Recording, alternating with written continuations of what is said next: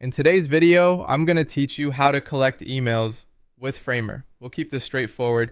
You'll open your project in Framer, add a form from the Insert menu, choose the Forms category, and use the Form Builder to create a clean email signup. Along the way, I'll point out a few options so your form feels polished and trustworthy.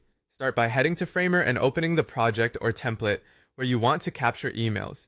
Give yourself a clear spot on the page for the form, like a hero footer or a dedicated newsletter section.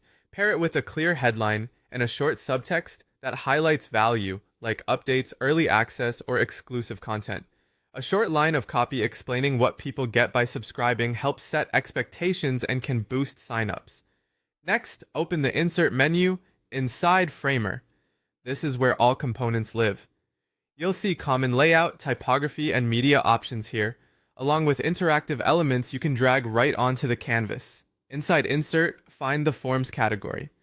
This section includes ready-made pieces like input fields and full sign-up blocks. It also includes a flexible form builder, which is perfect when you want full control over labels, fields, and messages. Choose the form builder for this walkthrough and drop it onto your canvas.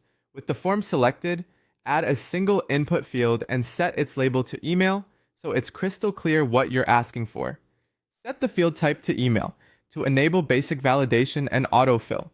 Consider adding helpful placeholder text and make the field required so you don't receive blank submissions. Update the submit button text to something action-oriented like subscribe or join the list, and keep it consistent with your site's voice. Take a moment to refine spacing and hierarchy. Ensure the label is readable, the input has enough padding for comfortable tapping on mobile, and the button stands out with accessible contrast. You can also customize success and error messages so visitors immediately know whether their entry was received or needs fixing. A brief privacy note beneath the form, telling people you won't spam or sell their data, can increase trust without clutter.